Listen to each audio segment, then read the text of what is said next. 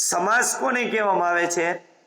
તો સમાસ શબ્દ નો अर्थ થાય છે संक्षिप्त या संक्षिप्त करने की रचना यानी विधि, रचना विधि।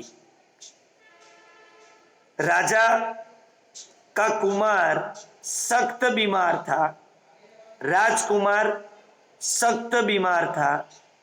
बन्ने वाक्यों में उपयुक्त, दोनों उपयुक्त वाक्यों में हम देख रहे हैं कि राजा का कुमार का संक्षिप्त रूप राजकुमार हो गया, अर्थात दो या अधिक शब्दों का अपने विभक्त चिन्हों अथवा अन्य प्रत्ययों को छोड़कर आपस में मिल जाना ही समास कहलाता है।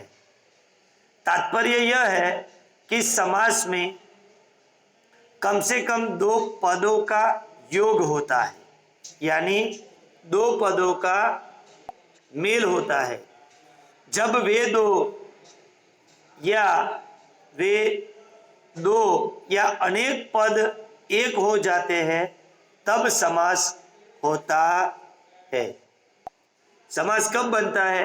जब दो पद या दो पदों का मेल होता है तब समास बनता है। समास होने के पूर्व पद के रूप में यानी बिखरे रूप समास, विग्रह, और समास होने के बाद बड़े संक्षिप्त रूप को समस्त पद या सामासिक पद कहते हैं। ऊपर दिए गए उदाहरण में राजा का कुमार समास विग्रह है और राजकुमार ये दो शब्दों का समस्त पद है। दो अलग, राजा का कुमार यह दो अलग पद है और राजकुमार दोनों पदों को इकट्ठे करके बनाया हुआ समस्त पद है, उसे समास कहते हैं। समास के भेद यानी हिंदी में समास के मुख्य 6 माने जाते हैं। हिंदी में समास जिनमें पहला है अव्ययी भाव समास, दूसरा है कर्मधारय समास, तीसरा है द्विगु समास, चौथा है तत्पुरुष समास, पांचवा द्वंद्व समास, चौथा द्वंद्व समास, पांचवा तत्पुरुष समास और छठा बहुव्रीहि समास। यह 6 समास के भेद है। उनमें पहला समास अव्ययी भाव समास। अव्ययी भाव समास, अव्ययी भाव समास जिस समास में पहला पद प्रधान हो तथा वह शब्द अव्यय हो और समासिक शब्द का क्रिया विशेषण के समान उपयोग हो, उसे अव्ययी भाव समास कहते हैं। दूसरे शब्दों में अव्ययी भाव का पूर्व पद अव्यय भाव होता है और उत्तर पद के मिल जाने के बाद भी समस्त पदों अव्यय ही रहता है।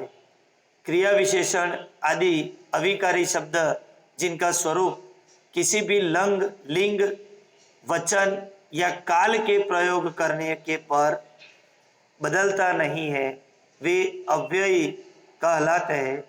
इन व्याख्याओं में के संदर्भ में निम्नलिखित वाक्य, नीचे दिए गए वाक्य पढ़िए। वह यथाशक्ति प्रयत्न करेंगे। यथाशक्ति ये समस्त पद है, उनका विग्रह शक्ति के अनुसार, उनका विग्रह क्या होता है? शक्ति के अनुसार। समस्त शब्द यथाशक्ति। प्रतिदिन, प्रतिदिन का अव्यय,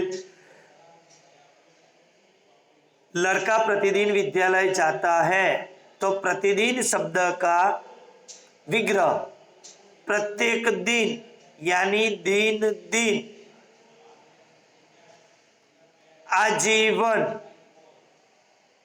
वह आजीवन लोगों की सेवा करता रहा। तो आजीवन शब्द जो है, उन शब्द का विग्रह क्या होता है? जीवन भर, जीवन पर्यंत। ऐसे कई शब्द और भी है। अब देखो अन्य और उदाहरण, समस्त शब्द, शब्द पद अणविग्रह, यथाविधि तो विधि के अनुसार, यथामति तो मति के अनुसार, यथाशीघ्र तो जितना शीघ्र हो, यथोचित जो उचित हो, आमरण मरण तक, प्रतिवर्ष प्रत्येक वर्ष, दिनों दिन दिन ही दिन में, रातों रात रात ही रात में, बेकाम बिना काम के, भरपेट पेट भर के। आ जे शब्दों जोया ए शब्दों थी बीजा વધારાના જોઈએ। यथा नियम, नियम के अनुसार, यथा समय, समय के अनुसार, यथा संभव, जितना संभव हो सके, आजन्म, जन्म के से लेकर आकंठ, कंठ तक, प्रतिपल, प्रत्येक पल, बीचों बीच, बीच ही बीच में, हाथों हाथ, हाथ ही हाथ में, प्रत्यक्ष आंखों के सामने, बेखटक, बेखटके तो बिना खटके के। अब वह हमने जो विग्रह किया शब्दों देखे, उनका स्वाध्याय है। उन स्वाध्याय के रूप में आपको लिख लेना है कि जो निर्भय, बेफायदा, घड़ी घड़ी, अकारण, निर्विवाद, अनजाने, प्रतिमास, निर्विकार, अनुरूप, यथारुचि, यथार्थ, अध्यात्म, बेरहम, प्रत्येक और यावत जीवन, इन सभी शब्दों का विग्रह आपको करना है। इन सभी शब्दों का विग्रह आपको करना है। ठीक है। अगर आपको जिन शब्दों का विग्रह नहीं आता वो मैं आपको समझाऊंगा, ठीक है, सिखाऊंगा। दूसरा समास है कर्मधारय समास। जिस समास में पूर्व पद विशेषण, पूर्व पद यानी पहला वाला पद, विशेषण और उत्तर पद विशेष्य हो, या पूर्व पद विशेष्य और उत्तर पद विशेषण हो, उसे कर्मधारय समास कहते हैं। इस समास में पूर्व पद तथा उत्तर पद में उपमेय, उपमान का संबंध भी हो सकता है। उपयुक्त व्याख्या के संदर्भ में कर्मधारय समास के उदाहरण निर्देशित है, इस प्रकार है, जिनमें कर्मधारय पूर्व पद विशेषण और उत्तर पद विशेष्य हो, ऐसे कुछ उदाहरण। तो समस्त पद महापुरुष यानी महान पुरुष, पकवान पक्व अन्न, सुहास सुंदर है जो हंसी, सुविचार अच्छा है जो विचार, नवांकुर नव है जो अंकुर, महावीर महान है जो वीर, महात्मा महान है जो आत्मा, अंधकूप अंधा है जो कूप, महाविद्यालय, महान है जो विद्यालय, सूक्ष्माणु, सूक्ष्माणु, सूक्ष्म है जो अणु, महायुद्ध, महान है जो युद्ध, सुलोचना, सुंदर है जिनके लोचन, प्रधानाध्यापक, प्रधान है जो अध्यापक, नील गाय, नीली है जो गाय। यह विशेषण विशेषण और उत्तर पद विशेष्य हो ऐसे। अब पूर्व पद विशेषण, पूर्व पद विशेषण और उत्तर पद, पूर्व पद विशेष्य और उत्तर पद विशेषण हो ऐसे कुछ उदाहरण। न्यायोचित, जो न्याय, न्याय है, न्याय जो उचित है उसे न्यायोचित कहते हैं। अधपक्का, तो आधा है जो पक्का, जो आधा पक्का है वह, ठीक है। और देखते हैं उपमेय उपमान का संबंध हो ऐसे उदाहरण। उपमेय उपमान का संबंध हो ऐसे उदाहरण, तो जिसकी तुलना किसी अन्य से की जाती है उसे उपमेय, और जिससे तुलना की जाती है, उपमेय उपमान का संबंध हो ऐसे उदाहरण, जिसकी तुलना किसी अन्य से की जाती है उसे उपमेय, और जिससे तुलना की जाती है उसे उपमान कहा जाता है। जैसे चरण कमल, समस्त पद का विग्रह होता चरण रूपी कमल, इसमें चरण उपमेय और कमल उपमान है। पहला पद उपमेय हो ऐसे उदाहरण। समस्त पद देखते हैं।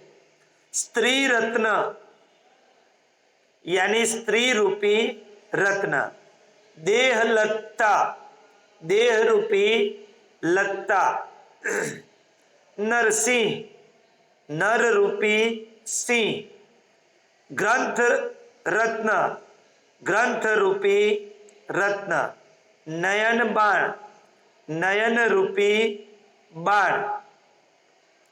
पहला पद उपमान हो ऐसे उदाहरण। समस्त पद और इनका विग्रह तो राजवी लोचन, यह समस्त पद है, उनका विग्रह है राजवी के समान लोचन। प्राणी प्रिय, प्राणी के समान प्रिय। भुजदंड, भुज के समान भुजा, दंड के समान भुजा।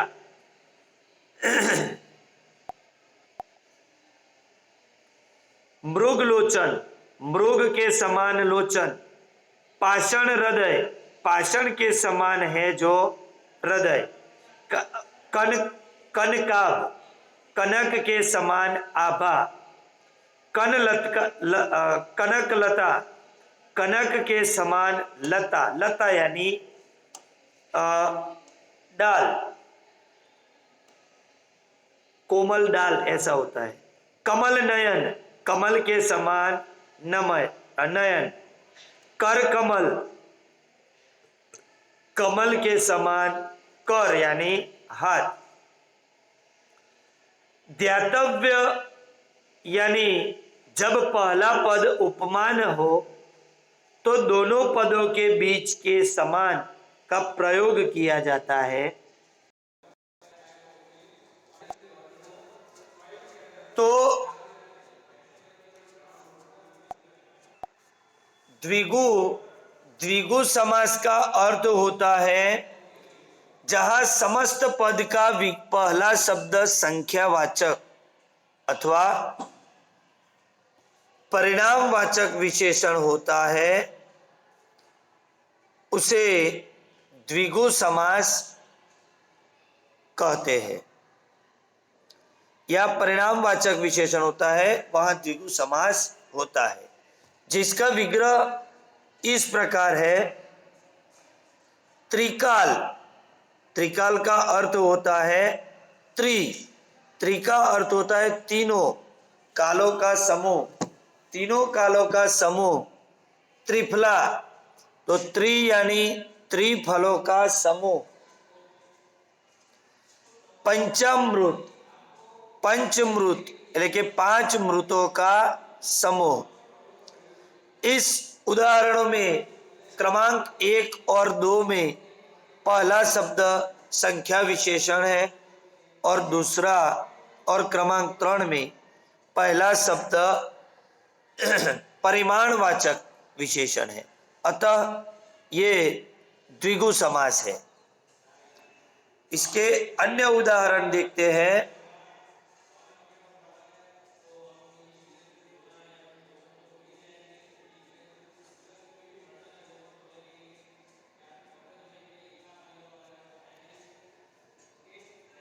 त्रिलोक, 3 लोकों का समूह।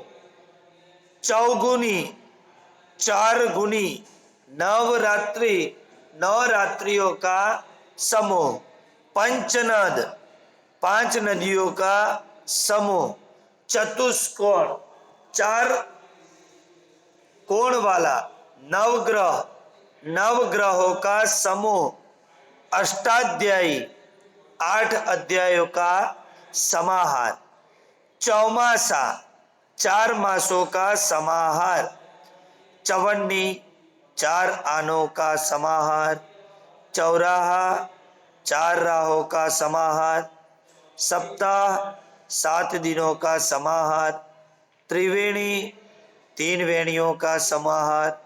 तिरंगा, 3 रंगों का समाहार। इसके और उदाहरण, जिनमें से कोई एक या 2 हम देखते हैं। देखो, नवरत्न, 9 रत्नों से जड़ित। पंचवटी, तो 5 वटों का समूह। 6 माही, 6 महीनों का समूह। अष्टधातु, 8 धातुओं का मिश्रण। ठीक है, मैंने ये और उदाहरण को जो दिए हैं, जो आपको अलग से करने थे, उनमें से कुछ उदाहरण मैंने समझाए। द्वंद्व समास, द्वंद्व समास यानी इस समास में समस्त पद के दोनों पद प्रधान पद होते हैं। समस्त पद का विग्रह करने पर बीच में समुच्चय बोधक अव्यय और अथवा या शब्द लगाना पड़ता है। इसमें दोनों पदों को मिलाते समय मध्य स्थित योजक लुप्त हो जाता है। जैसे सत्य और असत्य का समस्त पद होगा। सत्यासत्य, यहाँ दोनों पद प्रधान है। द्वंद्व समास के 3 प्रकार है, जिनमें पहला प्रकार है इतरेतर द्वंद्व समास। इतरेतर द्वंद्व समास, इस समास में कोटि के समास के समुच्चय बोधक अव्यय और का लोप होता है। जैसे समस्त पद विग्रह ऋषि मुनि, ऋषि और मुनि। माता पिता, माता और पिता। गाय बेल, गाय और बेल। सीताराम, सीता और राम। राधा कृष्ण, राधा और कृष्ण, भाई बहन, भाई और बहन। यह द्वंद्व समास में, और जो इतरेतर द्वंद्व है उसमें और अव्यय आता है। दूसरा देखते हैं वैकल्पिक द्वंद्व समास। इसमें कोटि के समास में समुच्चय बोधक अव्यय इस समास में विकल्प सूचक समुच्चय बोधक अव्यय या वा अथवा का प्रयोग होता है, जिसका समास करने पर लोप होता है। जैसे धर्माधर्म, धर्म या अधर्म, धर्मा धर्म या अधर्म। छोटा बड़ा, छोटा या बड़ा, थोड़ा बहुत, थोड़ा या बहुत, ठंडा गरम, ठंडा या गरम, हा ना, तो हा या ना, लाभालाभ, लाभ या अलाभ, जोड़ तोड़, जोड़ना या तोड़ना, गुण दोष, गुण या दोष। यह या अथवा व अथवा का प्रयोग वा या वा अथवा इन तीनों का में से किसी एक का समन्वय होता है, प्रयोग होता है।